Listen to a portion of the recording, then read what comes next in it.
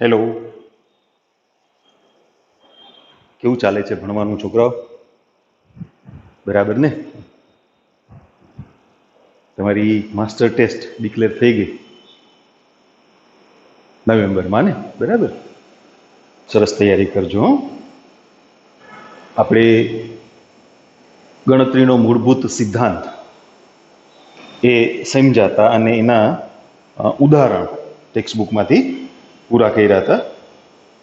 સ્વાધ્યાય 7.1 ના દાખલાઓ એની વાત કરીએ છીએ.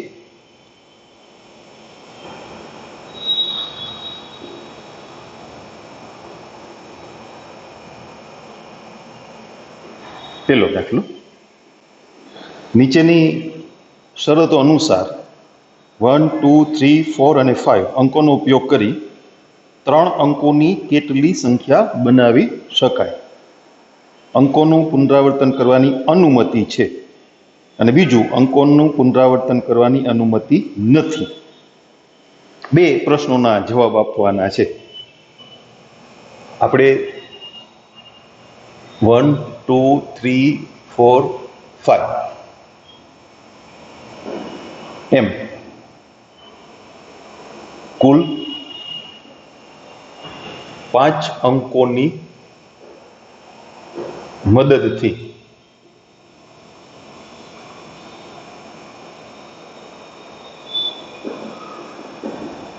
ત્રણ અંકોની સંખ્યા બનાવવાના પ્રકાર, આની ગણતરી કરીએ છીએ. હવે એમાં પહેલી જે શરત આપી છે, અંકોનું પુનરાવર્તન કરવાની અનુમતિ છે, એટલે એટલું બધું લાંબુ નહીં લખીએ. આપણે લખશું પુનરાવર્તન સહિત. બીજી કોઈ શરત નથી. તમારે 3 અંકની સંખ્યા બનાવવાની છે અને અંકનું પુનરાવર્તન કરવાની છૂટ છે. એટલે પ્રત્યેક અંક, આપણે આ રીતે ઉદાહરણમાં પણ ચોખ્ઠા કરીને વાતને સમજતા હતા ને, તો પ્રત્યેક અંક 5 માંથી કોઈ પણ એક, તમને ટોટલ 5 અંક આપ્યા છે, તો પ્રત્યેક અંક એ 5 રીતે તમે અહીંયા નક્કી કરી શકો. એકનો એક અંક બીજી વખત ઉપયોગ કરવાનું કીધું છે. એટલે સપોઝ તમે અહીંયા 1 મૂક્યા, 5 માંથી એક અંક મૂક્યો 1, તો એ 1 ને તમે બીજા સ્થાન પર અથવા ત્રીજા સ્થાન પર અથવા બંને સ્થાન પર ઉપયોગ કરી શકો. તો એવા કુલ પ્રકાર એટલે કેટલા થયા? 125. પછી અંકોનું પુનરાવર્તન કરવાની અનુમતિ નથી. એમાં પણ એટલું બધું લાંબુ નહીં લખીએ આપણે. પુનરાવર્તન સિવાય વળી પાછા 3 અંકોની ગોઠવણ વિચારીએ. જો અહીંયા કોઈ વિશિષ્ટ શરત નથી કે ભાઈ સંખ્યા યુગ્મ હોવી જોઈએ. આપણે ઉદાહરણમાં એવો એક દાખલો સમજાતા ને, 3 અંકની સંખ્યા બનાવવાની છે, એટલે તમે ગમે તે બાજુથી ગોઠવણ શરૂ કરી શકો. સંખ્યા યુગ્મ છે એવું કહે તો તમારે એકમના અંક ઉપર ધ્યાન આપવું પડે. અયુગ્મ છે, 5 વડે વિભાજ્ય છે, બરાબર? તો અહીંયા તમે ગમે તે ક્રમમાં ચાલી શકો, પણ પુનરાવર્તન નથી કરવાનું. એટલે માની લ્યો કે તમે પહેલો અંક છે એ 5 માંથી કોઈ એક પસંદ કરીને મૂકી દીધો, તો હવે એ અંકનો તમે ફરીથી ઉપયોગ કરી શકતા નથી. એટલે બીજા અંક માટે તમારી પાસે ગોઠવણ કરવામાં 4 અંક બાકી રહ્યા. એ સ્થાન નક્કી થઈ ગયું પછી આપણી પાસે કેટલા અંક રહે? 3. તો એવા કુલ પ્રકાર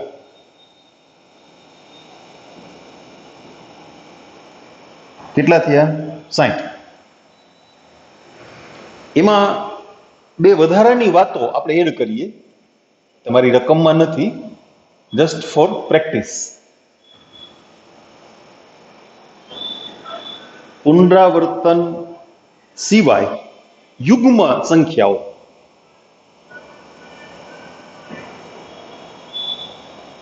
પુનરાવર્તન પેલા સહિતની વાત કરશું. ચાલો, વાંધો નહીં. યુગ્મ સંખ્યાઓ બનાવવાની 3 અંકની જ, પણ યુગ્મ એટલે શું થાય કે તમારે એકમનો જે અંક હોય એ યુગ્મ લેવો પડે ને, એકમના સ્થાને યુગ્મ અંક મૂકવો પડે. તમને જે અંક આપ્યા છે એમાં યુગ્મ અંક 2 અને 4, અહીંયા તમારે યુગ્મ અંક મૂકવાનો છે એકમના સ્થાન પર.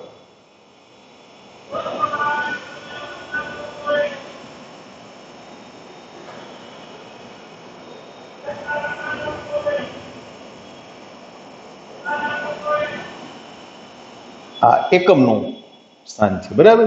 અને તમારી પાસે યુગ્મ અંક તરીકે 2 અથવા 4, બેમાંથી કોઈ પણ એક મૂકી દીધા, બરાબર. હવે કેટલા અંક બાકી વધ્યા તમારી પાસે? 5 એ 5. શું કામે? પુનરાવર્તન સહિતની વાત છે, બરાબર ને. તમે ત્યાં 2 મૂક્યા હોય તો એ 2 ને તમે આગળ પાછા મૂકી શકો. તમે ત્યાં 4 મૂક્યા હોય તો 4 ને પણ તમે આગળ પાછા મૂકી શકો.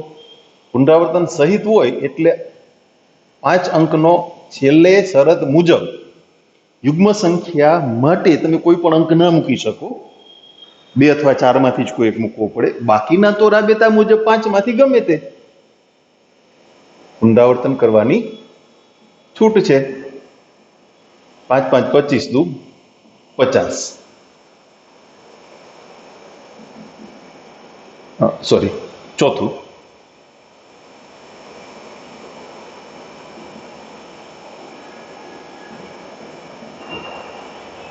પુનરાવર્તન સિવાય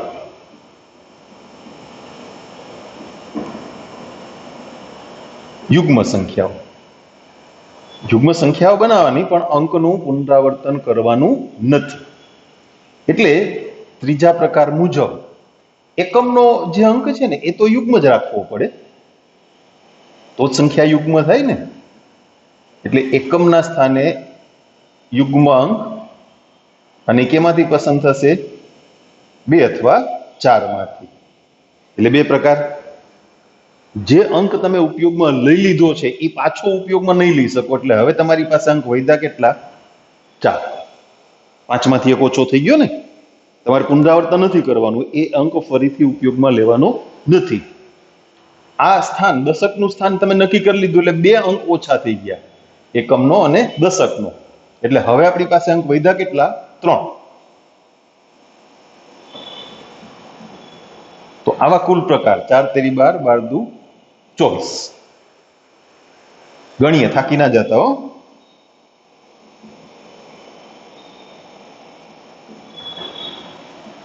પુનરાવર્તન સહિત અયુગ્મ સંખ્યાઓ. જેમ યુગ્મ સંખ્યાઓ બનાવીને એમ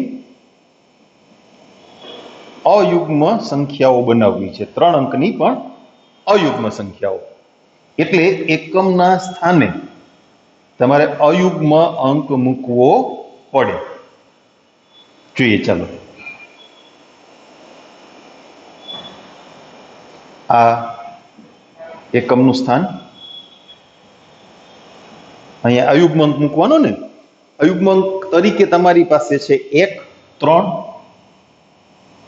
અથવા 5, આમાંથી કોઈ. એટલે 3 માંથી કોઈ એક, એટલે 3 પ્રકાર. હવે પુનરાવર્તન સહિત છે તો 5 એ 5 અંક આપણી પાસે રહ્યા ને. તમે એકનો એક અંક ઉપયોગ કરી શકો ફરીથી, એટલે કોઈ અંક ઓછો થતો નથી. તો આવી કુલ સંખ્યાઓ, કુલ પ્રકાર લખીએ. ચાલો, કુલ સંખ્યાઓ લખી શકો. આપણે પહેલેથી કુલ પ્રકાર લખ્યું છે એટલે કુલ પ્રકાર લખીએ છીએ. કેટલાથી આવી? 75. અને પુનરાવર્તન સિવાય અયુગ્મ સંખ્યાઓ, છઠ્ઠું.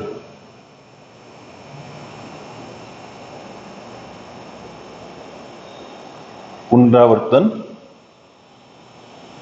સિવાય 3 અંકોની અયુગ્મ સંખ્યાઓ.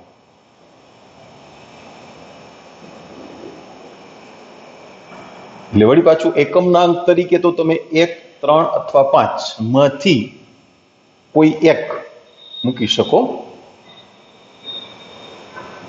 પણ પુનરાવર્તન સિવાય છે એટલે જેમ જેમ આગળ વધશો એમ અંક ઓછા થતા જાય ને, એટલે અહીંયા એકમના સ્થાને અયુગ્મ અંક 1, 3 અથવા 5 માંથી કોઈ એક. હવે પુનરાવર્તનની છૂટ નથી, એકનો એક અંક બીજી વખત ઉપયોગમાં લેવાનો નથી, એટલે 1, 3 કે 5 માંથી તમે કોઈ એક અંક ત્યાં મૂકી દીધો એટલે તમારી પાસે અંક વધ્યા કેટલા? 4. દશકનું સ્થાન નક્કી થઈ ગયું એટલે હવે અંક કેટલા વધશે? 3. ફરીથી એક અંક ઓછો થઈ જાય ને, તો કુલ પ્રકાર કેટલા થયા? 36.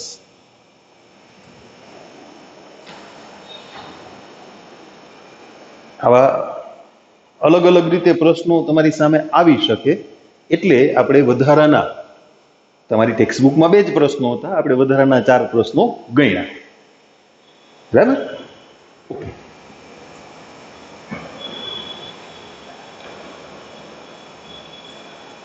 એના પછીનો પ્રશ્ન સમજીએ. જ્યાં જ્યાં આવું વધારાનું કામ થતું હશે ને ત્યાં આપણે એડ કરતા જશું. ટૂંકમાં જેને કહેવાય ને એક્ઝામની દ્રષ્ટિએ ટ્વિસ્ટિંગ, પ્રશ્નને ટ્વિસ્ટ કરે, થોડોક ચેન્જ કરે એમ. જો અંકોનું પુનરાવર્તન કરી શકાય તો 1, 2, 3, 4, 5, 6 અંકો વડે 3 અંકોની કેટલી યુગ્મ સંખ્યાઓ બને? જો આપણે ગણ્યું હતું તો તમને આ હેલું થઈ ગયું ને, ખાલી એક અંક વધાઈ રહ્યો છે એટલો જ ફેર છે. 1, 2, 3, 4, 5, 6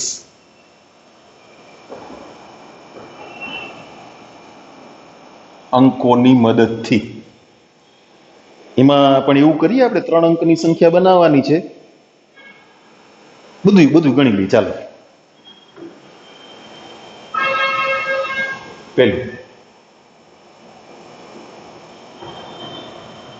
પુનરાવર્તન સહિત.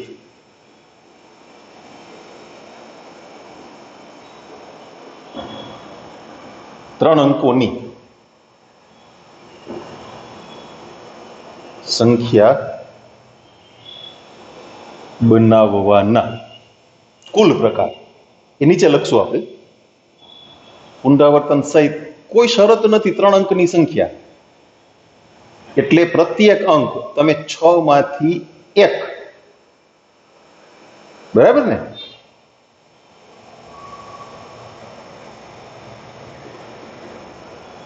આટલા પ્રકાર થયા. 36 ગુણ્યા 6 એટલે કેટલા થાય? 36 છક 216 ને, નહીં?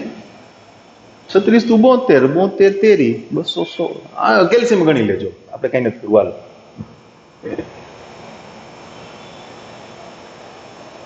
અચ્છા, પુનરાવર્તન સિવાય 3 અંકોની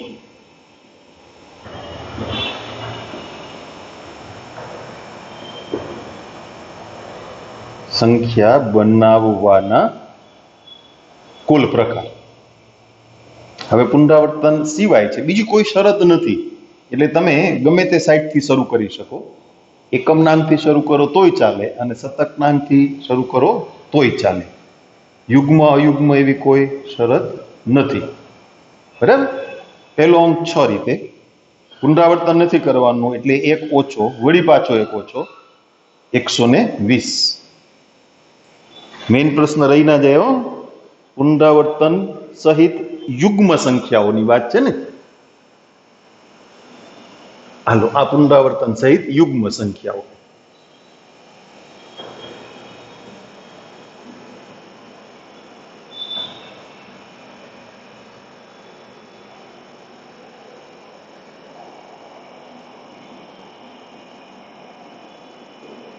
ત્રણ અંકોની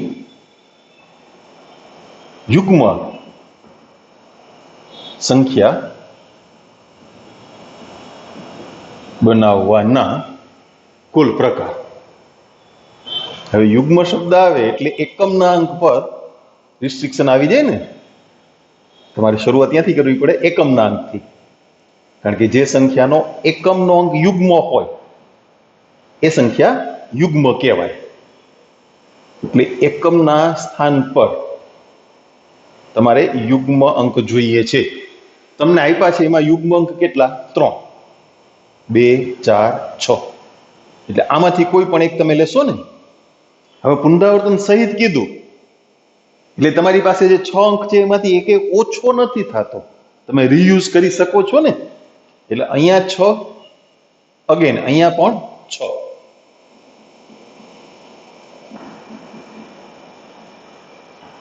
છત્રીસ ગુણ્યા 3, 36 તેરી 108. નંબર 4,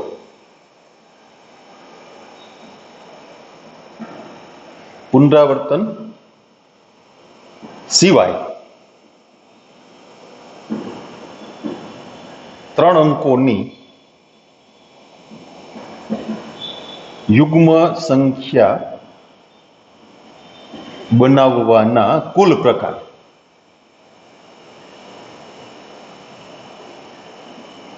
આપણે સંખ્યા તો હજુ યુગ્મ જ બનાવવાની છે એટલે એકમના અંક પર શરત લાગુ પડશે.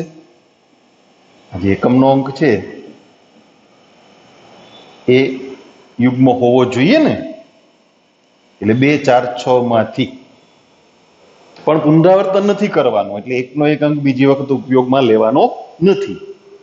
તો તમે એકમનું સ્થાન નક્કી કરી દીધું, એક અંક ત્યાં મૂકી દીધો, એટલે હવે કેટલા અંક બાકી વધ્યા તમારી પાસે? 5. દશકનું સ્થાન નક્કી થઈ ગયું, પછી કેટલા અંક બાકી રહેશે? 4. તો એવા કુલ પ્રકાર કેટલા થયા? 60. ગણી નાખશું ને હજી તો બધું. પેલા 2 દાખલામાં બધા પ્રકાર આપણે ગણી નાખીએ એટલે આમ બરાબર તમને પાકું થઈ જાય. અચ્છા, હવે અયુગ્મ, યુગ્મનો વારો પૂરો થઈ ગયો, હવે અયુગ્મનો વારો. પુનરાવર્તન સહિત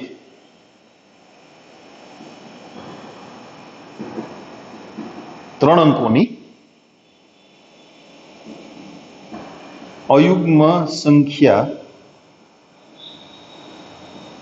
બનાવવાના કુલ પ્રકાર. એટલે એકમનો જે અંક હોય એ અયુગ્મ હોવો જોઈએ ને. જે સંખ્યાનો એકમનો અંક અયુગ્મ હોય એ સંખ્યા અયુગ્મ કહેવાય. એટલે અહીંયા આપણે ઉપર મૂકી દઈએ એકમ. આ સ્થાન છે એ એકમનું સ્થાન, અને ત્યાં અમારે અયુગ્મ અંક મૂકવાનો થાય છે. બરાબર? તમે જુઓ જોઈએ અયુગ્મ અંક ક્યાં? 1, 3 અને 5. તો આમાંથી કોઈ પણ એક તમે સિલેક્ટ કરીને મૂકી દો એટલે એ ક્રિયા 3 રીતે થાય.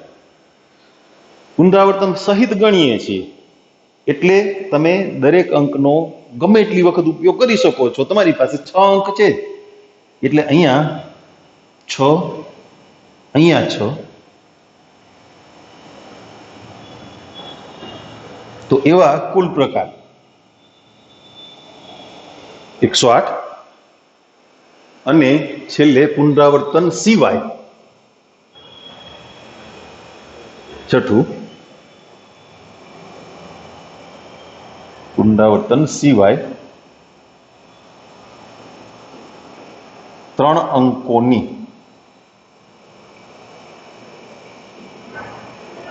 અયુગ્મ સંખ્યાઓ બનાવવાના કુલ પ્રકાર ગણીએ આપણે.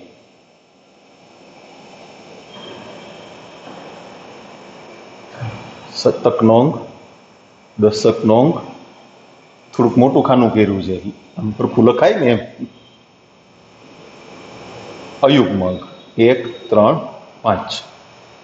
3. હવે પુનરાવર્તન નથી કરવાનું એટલે એકમના સ્થાને તમે જે અંક ઉપયોગમાં લઈ લીધો છે ને તમે ફરીથી ઉપયોગમાં લઈ શકતા નથી. એટલે કેટલા અંક વધ્યા? 5. વળી પાછો એક અંક ઉપયોગમાં લેવાઈ ગયા 4. તો એવા કુલ પ્રકાર કેટલા થયા? 60. એટલે તમારા પ્રશ્નનો જવાબ એમાં આવી ગયો.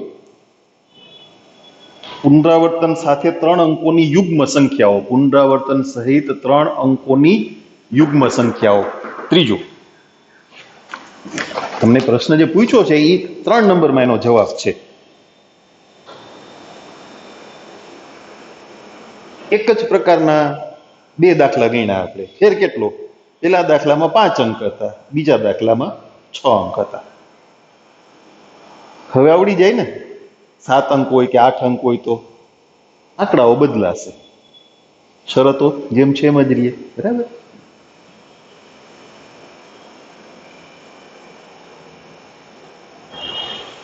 ઓકે, ચાલો આપણે ત્રીજા પ્રશ્નની વાત સમજીએ. ત્રીજો દાખલો. પુનરાવર્તન સિવાય અંગ્રેજી મૂળાક્ષરોના પ્રથમ 10 અક્ષરોના ઉપયોગથી 4 અક્ષરવાળા કેટલા સંકેત બનાવી શકાય? 6 અંક આપ્યા હોય ને એમાંથી 3 અંકની મદદથી તમે સંખ્યા બનાવતા હો, એના જેવી જ વાત થઈ. હવે તમારી પાસે 10 આલ્ફાબેટ છે અને તમારે એમાંથી 4નો ઉપયોગ કરવાનો છે. એ સંકેત બનાવી શકાય એમ કે એટલે કઈ નવો વધારાનો પ્રશ્ન નથી થઈ જતો. જેમાં આમાં અંકો આડાવડા કરીને ગોઠવો છો તમે, એ રીતે આલ્ફાબેટ ગોઠવવાના છે. 10 આલ્ફાબેટ આપ્યા છે અને તમારે ગોઠવવાના છે કેટલાને? એમાંથી 4ને. બરાબર? પુનરાવર્તન સિવાય, એમાંય આપણે પુનરાવર્તન સહિત એ ગણી નાખશું. ચાલો ને, બરાબર ને? પેલા જે પ્રશ્ન પૂછ્યો છે એનો જવાબ આપી દઈએ, પછી વધારાની ગણતરી પણ આપી દઈએ.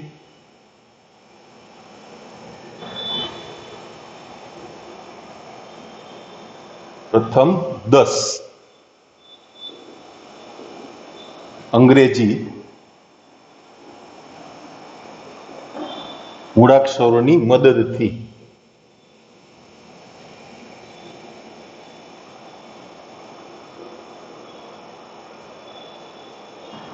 પુનરાવર્તન સિવાય, આપણે નંબર આપી દઈએ ને અલગ કરી દઈએ ને, 2 ગણશું. બરાબર? નંબર 1, પુનરાવર્તન સિવાય 4 અક્ષરો વાળા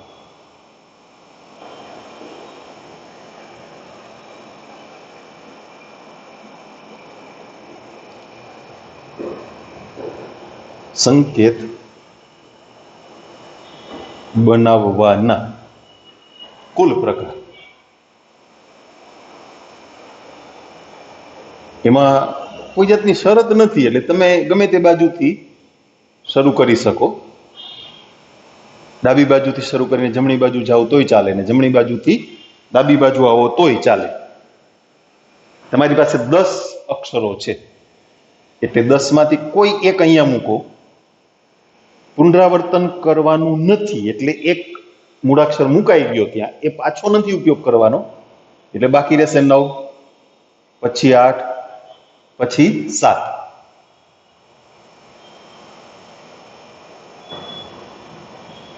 8 નવા 72, 72 ગુણ્યા 7, 7 દુ 14, 7 7 49 ને 50 અને ગુણ્યા 10 એટલે 5040.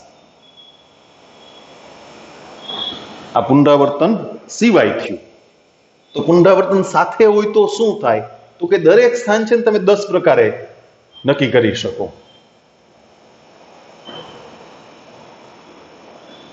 પુનરાવર્તન સહિત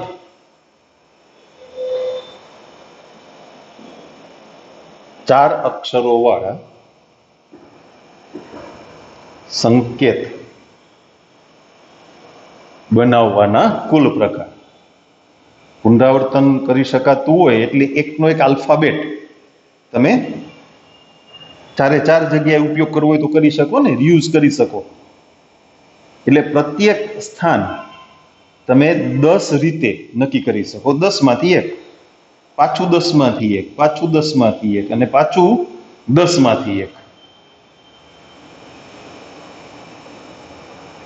તો આવા કુલ પ્રકાર ભેગું થઈ ગયું ને? પાછું લખી દઈ. ચાલો,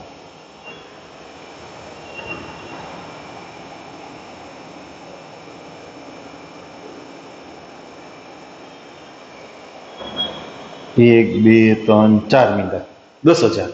વારે વાહ, શું વાત છે!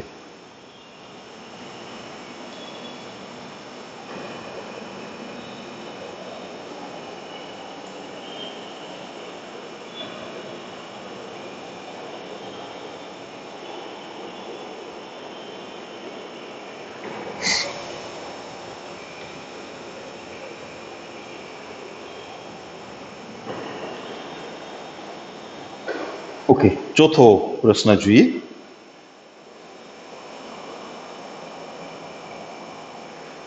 0 થી 9 અંકોનો ઉપયોગ કરીને 5 અંકોવાળા કેટલા ટેલિફોન નંબર બનાવી શકાય?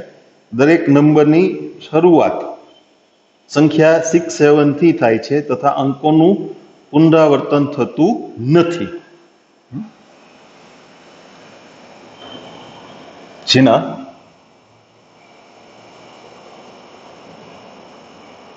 પ્રથમ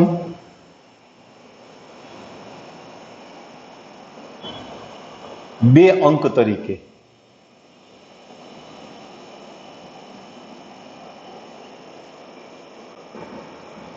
સંખ્યા 67 છે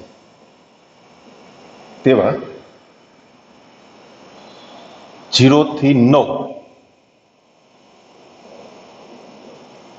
અંકોનો ઉપયોગ કરી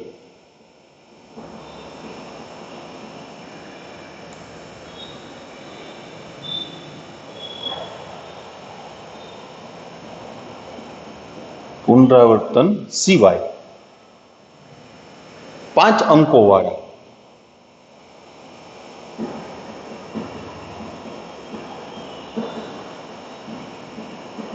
ટેલિફોન નંબર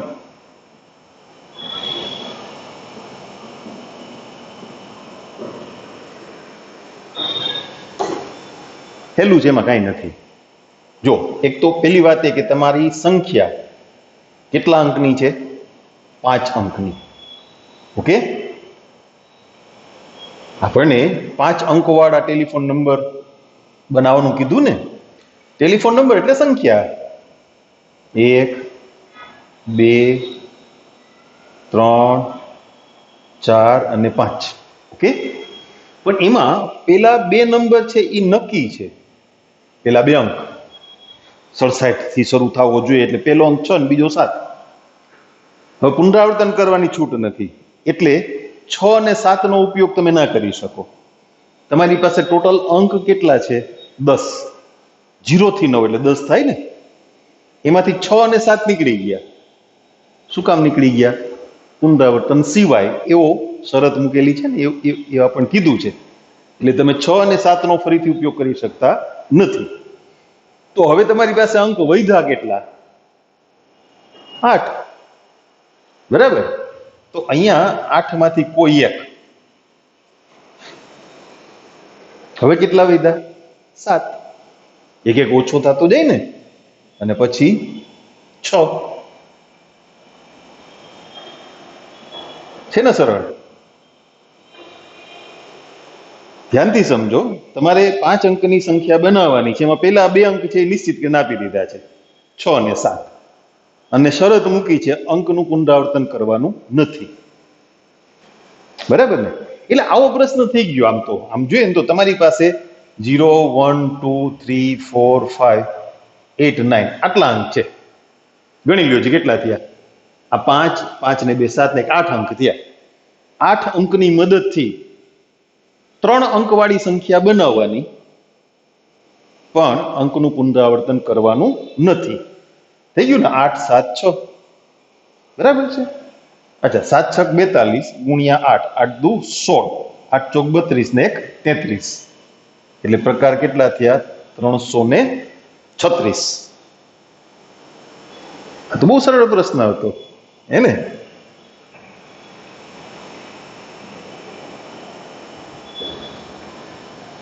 પણ માની લ્યો કે કંઈક ટ્વિસ્ટિંગ કરશું ને. 0 થી 9 સુધીના અંકોની મદદથી કોઈ પણ અંકનું પુનરાવર્તન ન થાય તે રીતે 5 અંકની કેટલી સંખ્યાઓ બનાવી શકાય? ટેલિફોન નંબર એટલે આમ તો સંખ્યા જ કહેવાય ને. આપણે અહીંયા વધારાની ગણતરી માંડીએ, આને આપણે એ કહી દઈએ. ચાલો, 0 થી 9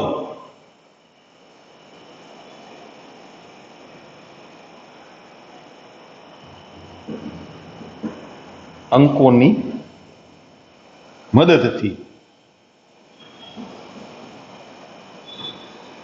પુનરાવર્તન સિવાય 5 અંકોની, એ પાંચડો આપણે ફિગરમાં નહીં લખીએ. અંક અને પ્રશ્ન એ પાછા ભેગા ના થઈ જવા જોઈએ. 5 અંકોની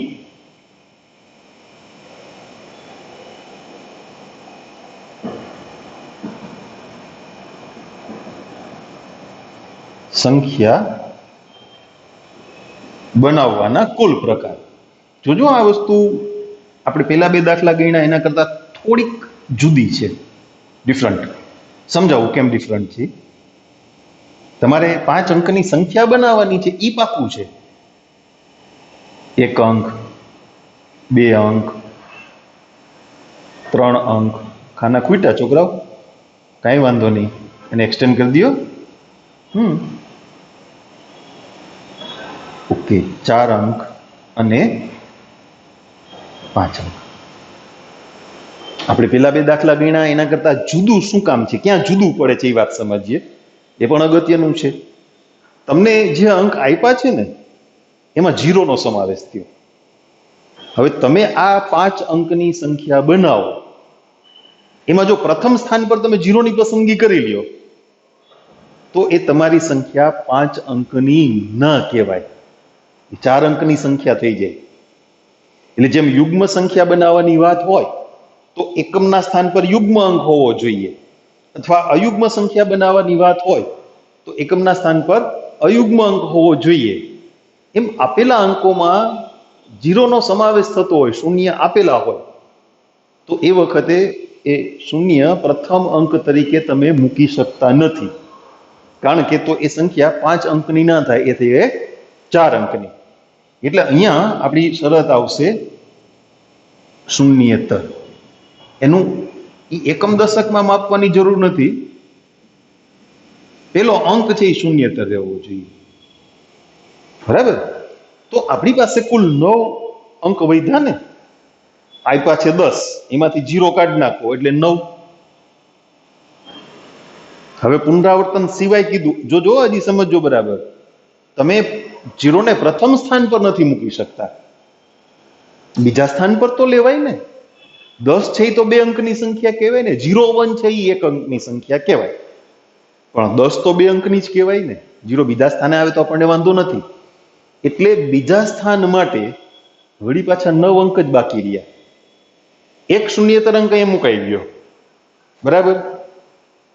0 થી 9 સુધીના અંક હતા, એમાંથી એક શૂન્યેતર અંક મુકાઈ ગયો. હવે બીજા સ્થાન પર 0 મૂકી શકો છો, બરાબર ને? એટલે કેટલા અંક થયા બીજા સ્થાન માટે? 9. જો પુનરાવર્તન નથી થતું, શૂન્ય એડ થઈ જાય છે. હવે પુનરાવર્તન નથી એટલે એક એક ઓછો થતો જાય, 8, 7, 6.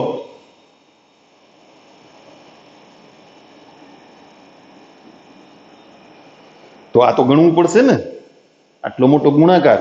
તો ચાલો ને આપણે કેલ્સીમાં જ ગણી નાખીએ, એ ઈઝી પડે ને. બરાબર? તમે કેલ્સીમાં જ ગણવાના છો, મને ખબર છે. ઓકે, 9 ગુણ્યા 9 ગુણ્યા 8 ગુણ્યા 7 ગુણ્યા 6, 27,216.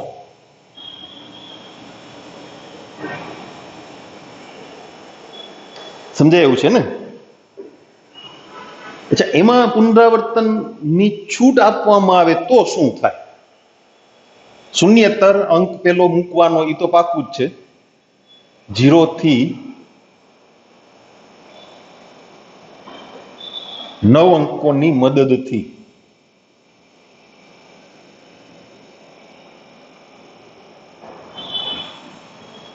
પુનરાવર્તન સહિત,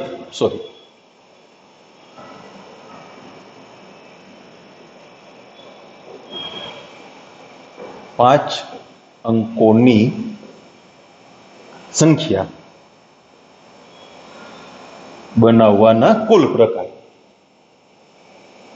તો એમાં પણ પ્રથમ અંક તરીકે તમારે શૂન્યેતર અંક લેવો પડે. પેલો, બીજું સ્થાન, ત્રીજું સ્થાન,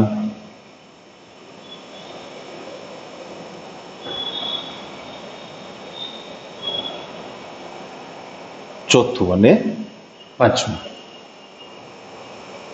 અહીંયા શૂન્યતર શબ્દ તો આવે જ, એટલે એવા કેટલા અંક છે? 9. હવે પુનરાવર્તન સહિત છે એટલે હવે શૂન્યનો ઉપયોગ કરવાની છૂટ. તો પ્રત્યેક સ્થાન માટે તમારી પાસે 10 અંક બાકી રહેશે. 10 માંથી ગમે તે, કારણ કે તમે પુનરાવર્તન કરી શકો છો. બરાબર? તો આવા કુલ પ્રકાર 10,000 ગુણ્યા 9 એટલે નવડા ઉપર 1, 2, 3 ને 4 મીંડા 16, હે ને? બરાબર છે ને? 10,000 ગુણ્યા 9 90,000 થઈ ગયું.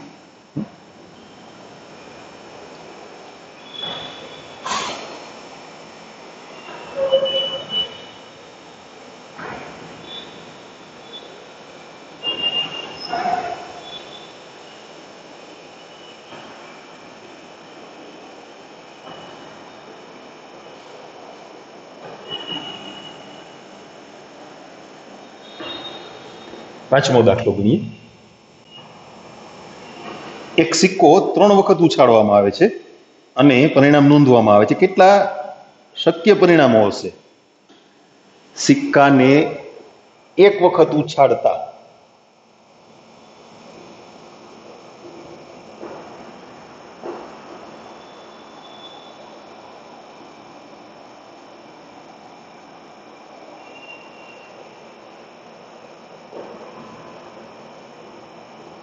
બે પરિણામો H અથવા T માંથી, H અને T ખબર છે ને? તમે આંકડાશાસ્ત્રમાં ભણી ગયા છો. 10મા ધોરણ સુધીમાં આંકડાશાસ્ત્ર આવી ગયું. સંભાવના, સોરી, હેડ અને ટેલ, કાંટો અને છાપ. H એટલે છાપ, T એટલે કાંટો. સિક્કાને એક વખત ઉછાળતા બે પરિણામો H અથવા T માંથી કોઈ પણ એક પરિણામ મળે. એટલે કુલ શક્યતાઓ કેટલી થઈ? 2. માટે 3 વખત સિક્કો ઉછાળતા મળતા પરિણામોની સંખ્યા ગણતરીનો મૂળભૂત સિદ્ધાંત કામ કરશે. પહેલી ક્રિયા તો 2 પ્રકાર, 2 શક્યતાઓ હતી ને. બીજી ક્રિયા પાછા 2 પ્રકાર, પાછા 2 પ્રકાર, અને તમને ખબર છે 8 પરિણામો. નોંધમાં લખી નાખીએ. આપણે પાછું સંભાવના ભણવાનું જ છે. 11માં ભણવાનું છે ને 12માં ભણવાનું છે. એક સિક્કાને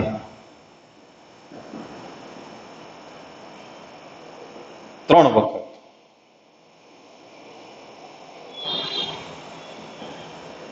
ઉછાળતા મળતા શક્ય 8 પરિણામો એ કયા કયા છે જુઓ. HHH,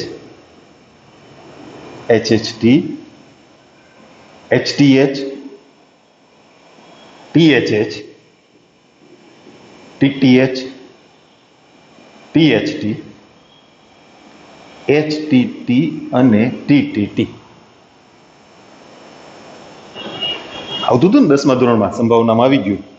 એક સિક્કાને એક વખત ઉછાળવાનો પ્રયોગ, 2 વખત, 3 વખત, 4 વખત ના આવતું? આવે. 16 પરિણામ થાય. 2 ગુણ્યા 2 ગુણ્યા 2 કર્યા ને એમાં ચોથી વખત ગુણાકારમાં 2 આવે એટલે કેટલા પરિણામ થાય? શક્ય 16. એ શક્ય પરિણામોની વાત તમારે 10મા ધોરણમાં આવતી હતી. શું કહેતા હતા એને? શક્ય પરિણામોનો ગણ, એને નિદર્શ અવકાશ કહેવાય. એટલે એ તો આંકડાશાસ્ત્રની ભાષામાં વાત થઈ. અત્યારે એવું કંઈ કરવાની જરૂર નથી. તમારી યાદી માટે મેં 8 પરિણામની નોંધ કરી છે. એ 8 પરિણામ કઈ રીતે તમને ખ્યાલ છે ને? તમે પહેલી વખત સિક્કો ઉછાળો એટલે 2 શક્યતાઓ H અથવા T. H મળ્યા હોય અને તમે સિક્કો ઉછાળો એટલે તમને બીજી વખત કાં એચ મળે કાં ટી મળે. એમ પહેલી વખત ટી મળ્યા હોય ને અને સિક્કો ઉછાળવામાં આવે તો પણ પાછી બે શક્યતાઓ, કાં એચ કાં ટી. આ બીજો પ્રયત્ન થયો. પહેલી વખત ઉછાળીએ તો આમ, બે વખત એટલે 4 શક્યતાઓ થઈ ગઈ ને, H H, H T, T H, T T. અને ત્રીજી વખત ઉછાળવામાં આવે તો અહીંયા પ્રત્યેક સામે બે શક્યતાઓ, એચ ટી, અહીંયા પણ એચ ટી, અહીંયા પણ H T, again H T. એટલે ટોટલ 8 પરિણામ થયા. H H H, H H T, H T H, H T T, T H H, T H T, T T H અને T T T, જે આપણે અહીં નોંધ કરી છે. આપણે લખ્યા છે ઈ, અને ત્યાં આપણે હમણાં ચેક ક્રમ આડાવડો છે, પરિણામ તો 8 જ છે, ઈ જ સભ્યો છે.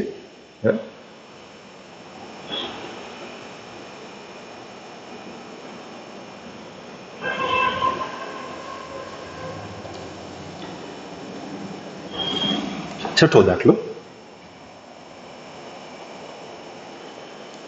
ભિન્ન રંગના 5 ધ્વજ આપેલા છે, એકની નીચે બીજો, એવા 2 ધ્વજથી બનતા કેટલા સંકેત બનાવી શકાય?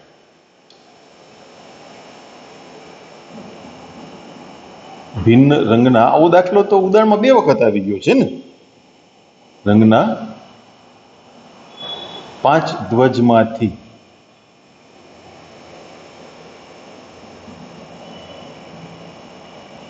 કોઈ પણ 2 ધ્વજની મદદથી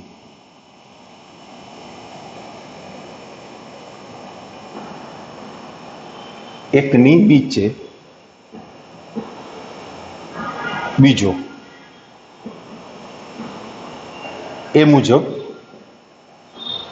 ગોઠવીને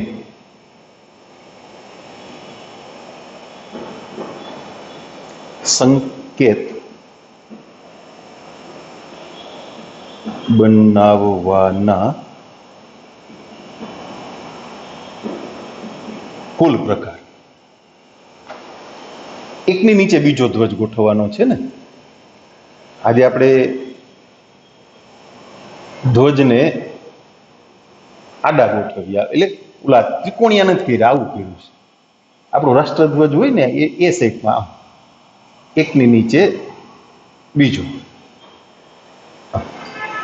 તમારી પાસે કેટલા ધ્વજ છે? ટોટલ 5, બરાબર. એટલે કોઈ પણ એકની ગોઠવણ કરશો તમે, આ અંદર લખી નાખું, ચાલો 5 માંથી એક ગોઠવાઈ ગયો તો પછી બાકી વધ્યા 4 માંથી 1. એટલે કુલ પ્રકાર ગણતરીના મૂળભૂત સિદ્ધાંત મુજબ કેટલા થશે? 20. આવા કુલ 20 સંકેત બનાવી શકાય. આવા 2 દાખલા લગભગ ઉદાહરણમાં થઈ ગયા છે. ક્રમચય સંચયના મોટાભાગના પ્રશ્નો એ બરાબર ધ્યાનથી સમજજો, એટલા માટે કે સંભાવના વખતે પાછી આપણને એની જરૂર પડશે, 11મા ધોરણમાં અને નેક્સ્ટ યર 12મા ધોરણમાં પણ. 12મા ધોરણમાં સંભાવનાનું ચેપ્ટર આગળ પાછું આવવાનું છે. જેમ સંબંધ અને વિધેય એ તમે 11મા ધોરણમાં પાર્ટ 1 શીખ્યા છો, 12મામાં પાર્ટ 2 હશે. એમ સંભાવના પાર્ટ 1 11મામાં હશે, પાર્ટ 2 એ 12મામાં હશે. એમાં આ પ્રશ્નોનો ક્યાંક ક્યાંક ઉપયોગ થશે. એટલે ક્રમચય સંચયનું ચેપ્ટર એ દ્રષ્ટિએ આપણા માટે અગત્યનું છે, બરાબર. એક વધારાનો પ્રશ્ન ખાલી કહું છું તમને, એનો શરતનો ઉકેલ. આપણે યુગ્મ સંખ્યાઓ બનાવીએ, અયુગ્મ સંખ્યાઓ બનાવીએ. યુગ્મ સંખ્યા એટલે એકમના અંક તરીકે યુગ્મ અંક હોવો જોઈએ. જો તમારે અયુગ્મ સંખ્યા બનાવવાની છે તો એકમના અંક તરીકે અયુગ્મ અંક હોવો જોઈએ. પણ તમને એવું કહેવામાં આવે કે 5 વડે વિભાજ્ય સંખ્યાઓ, તો સંખ્યા 5 વડે વિભાજ્ય હોવા માટે એનો એકમનો અંક એ કાં તો 0, 0 અથવા 5 હોવો જોઈએ. 0 અથવા 5. બરાબર, એટલે આ વસ્તુ એક ધ્યાનમાં રાખજો. એકમના સ્થાન પર 0 અથવા 5 હોય તો એવી સંખ્યાઓ એ 5 વડે વિભાજ્ય હોય છે. બરાબર. ઓકે, આપણી ગણતરીના મૂળભૂત સિદ્ધાંતની વાત એ અહીંયા પૂરી થાય છે. હવે પછીનો જે ટોપિક આવે છે એ છે ક્રમચય. એટલે સાદી ભાષામાં ક્રમચય એટલે ક્રમમાં ગોઠવવાના પ્રકાર. ક્રમમાં ગોઠવવાના પ્રકાર. એટલે નેક્સ્ટ લેક્ચરમાં આપણે ક્રમચયની ચર્ચા કરશું. આ એક કી મેં તમને કીધી, યાદ રાખજો. 5 વડે વિભાજ્ય સંખ્યાઓ એની ચાવી શું? આના માટે આમ ઇન જનરલ એ તો ચાવી છે ને. જેમ 3 વડે વિભાજ્ય સંખ્યા, તો ભાઈ સંખ્યાના અંકોનો સરવાળો 3 વડે વિભાજ્ય હોય તો એ સંખ્યા 3 વડે વિભાજ્ય કહેવાય. જોકે એવો પ્રશ્ન આમાં નહીં આવ્યો. અંકોનો સરવાળો 3 વડે વિભાજ્ય હોય તો સંખ્યા 3 વડે વિભાજ્ય કહેવાય. એ ચાવીનો ઉપયોગ આ દાખલામાં નહીં આવે. એટલે યુગ્મ સંખ્યાની ચાવી આવી ગઈ, અયુગ્મની આવી ગઈ. તો 5 વડે વિભાજ્ય સંખ્યાની ચાવી તમે આ પ્રકારના દાખલા માટે યાદ રાખજો. એકમનો અંક 0 અથવા 5 હોવો જોઈએ. ઓકે.